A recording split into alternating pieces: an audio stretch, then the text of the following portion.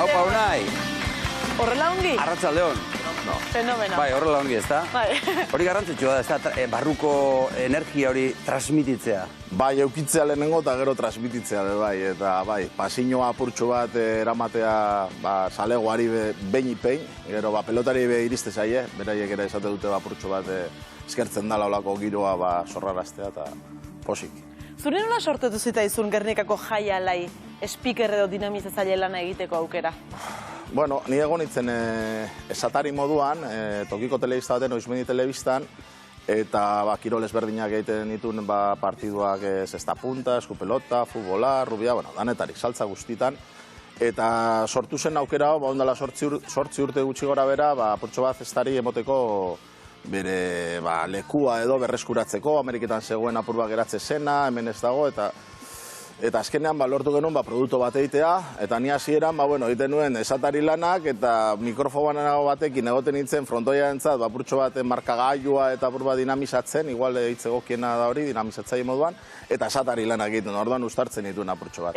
Telebista eta frontoiko lanak biak batera egiten zen dituen? Bai, noiz hemen bai, futbolan bai inoiz, erretransmititzen egon, eta gero igual aldaketak orduan, hartu pinganilloa, moztu telebistakoa, eta salegoantzat, Gernikak bere lehenengo aldaketa indeu. Orduan, gero bueltatzen nintzen telebistara, eta bai, holako nazteak inditugu. Eta hori ez alda, zoramen pixka bat? Bueno, egin beharren denean baiten da, eta aurrera. Azkenean bat aukeratu behar izan zenuen?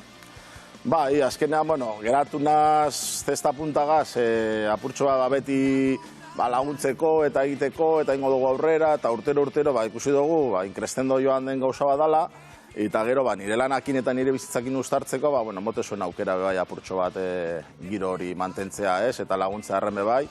Eta heldu gara, momentu horretara, non egoera baldintzatuta edo, pauso bat aurrera mando gudanok, bai ETB-tik, eta baita eskolatatik eta dana, eta urten da produktu hau, eta posik, eta ia puntu honetatik aurrera olatu hori jarraitzen dagoen. Astelenero joaten zarazu Gernikako jaialai pilotalekura.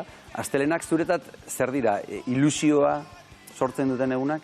Bai, behitu, justo zapatu honetan, larun bat honetan goizean, jau nintzen Gernikara goizeko behatzea bueltan edo pasau nintzen kasualidades, Gernikako kale erditeik edo kale nagusitik, eta ikusi nintuen pilo bat ume, baina pilo bat, dozenak esango dut, eta zestakin zuriz jantzita, eta zeuden 2-3 gradu, eta oso barrutik izate duzu, egin dugun lanape hasi da erantzun bat egiten, 8 urtetan edo, eta ikustea ume txikiak beraien idoloak, beraien referenteak imitatzeko edo guzti hori plazaratzea, eta benetan zapatuan behitu, izan zango egun bat behitu, hau da nik pertsonalki lortu nahi nuena apurtxo bat, zestalarien kin lagunduta, zesta apurtxo bat aurrera eramateko. Zu gaur hemendik atera eta zuzenean Gernikara joango zara? Bai, ambientea beti dago Gerniken, astelenetan, lunes Gernikez, golperipez, esaten ben, eta benetan, egoten da giro polita, lortu dugu pelota saleagoa izatea gainera, lehen izaten zan gehiago apurtxo bat parranda esaten dena, baina etortzen da jendea kanpotik, eta oso posik, etortzen dira, potik betorri zan autobus bat, pentsau, astelen baten, 4 ordu dira autobusean, joan da partidu bat ikusi eta ez da esan final bat, azte lehen zuri baten esaten dena. Kolperik ez esan duzu, baina zuk lan egin beharko duzu gaur. Zein da zure lana, zein izaten da Gernikara iritsi eta zer egiten duzu aurrena? Nik, sartzen azenean, danak agurtze ditut, apurtxoa langile danak, azkenean eure barik ez da, azkenean horre nina ze igual abotza dentzuten dana, eta pelotaria dira jolazte dutena, baina hor langile asko da, lan asko da batzetik, eta denei eite dutzate ongi etorria, eta gero, azten gara apurtxo bat aurkezpenekin, giroa ikusten dugu ia zelan doan, berotzen doa, eta dinamizatzea da igualitz baten denei apurtxuet barruko zen hori ateratzea, dena jenteak nahi dau, Gernikan sortu daulako giro bat, espektakuloa nahi dana, eta zesta birmoldatu indogu apurtxo bat bai igual, beste buelta bat emon diogu, eta jentako ondo hartu dago. Eta horren erakusle, frontoia beteta gotea astelen baten, astelen iuntzetan betetzea, da guretzako oso zangarria. Bai, telebistan ere ikusten dira partidak, eta pentsatzen dut ETV-koekin lankidetzan ere arituko zarela, ezta? Bai, da oso posi ganera, lortu dugu danon artean produktu bat, nik uste dut, ez dut ikusten telebista askori, baina ikusi donetan, soinua, pelotari jartzen diet olako mikroak eta ez dakit, kanalekin eta, bueno, ETV, moten dio kalidade puntu hori bebai, non beharrezkoa izan den, eramateko etxe guztietara bebai ikuskizun hau, baina, bueno, bertan ikustea, da beste historia bat, soinuak eta dena arkitektoniko gizelan eginda dagoen, eta bertan sortzen den giroa oso polita da. Ba, ikus zaitzagun, Winter Seriesko lehen jardunaldian horrelaxe egintzen nuen zure aurkezpena Euskal Telebista. Heldu paretik, Anator! Gaurkoan, hainbeste espero dozuen, jaialdi hau etorri da, Eusko Label, Winter Series, beste urte batez, pelotari honenagaz, eta zuekaz bebai, Gerrike!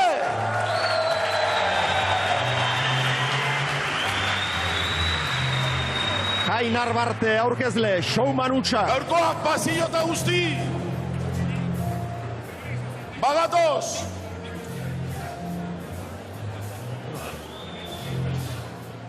Eta oine. Hor, kualidade asko behar dira lan hori egiteko. Horietako bat, lotxa galtzea izan daiteke, lotxarik ez da behar hortarako. Euki bestot, euki inoiz, hasi galtzeko denbora txarra ja.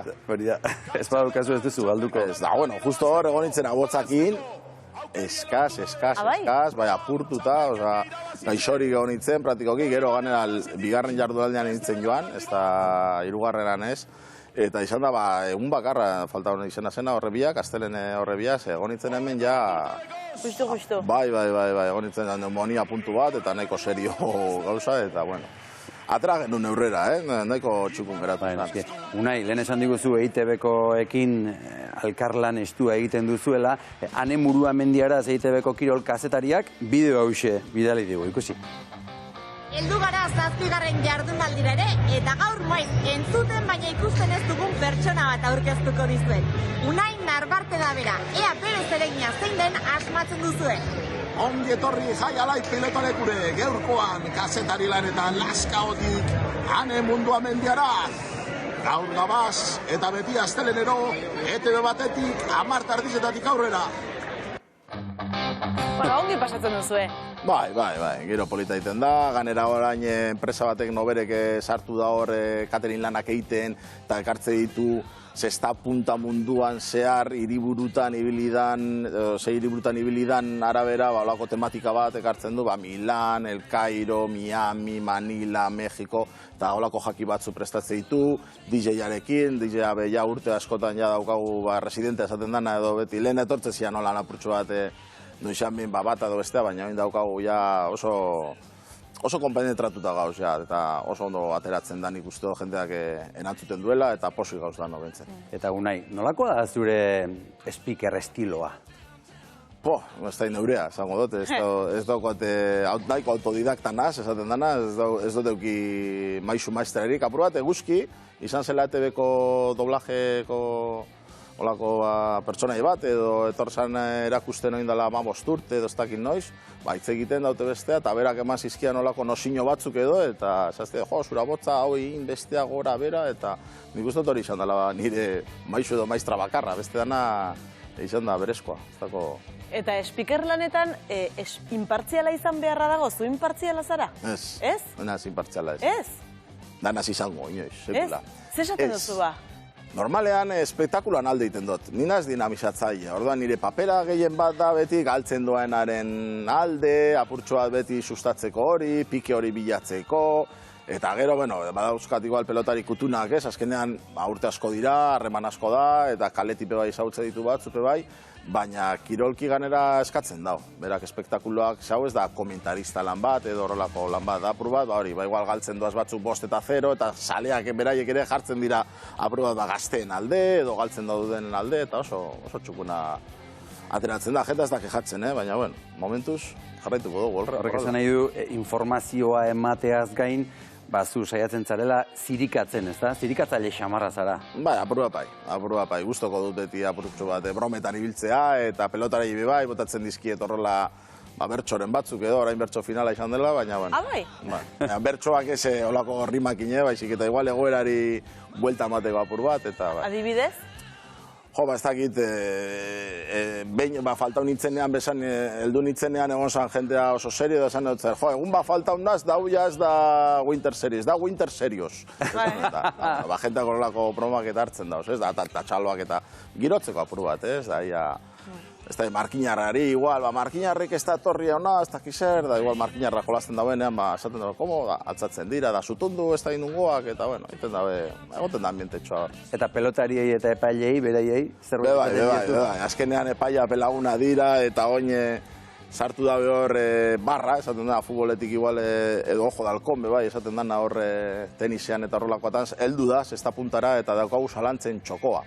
Eta joaten dira epaileak telebistatxo batera, eta, bueno, jatzen diet horre bapur bat. Salbamez ikusi edo bestea, edo jarri urbieko betaurrekoa jarri dituzu, eta, bueno, bromatxo batzu, jendeak ondo hartzen da, ondo hartzen.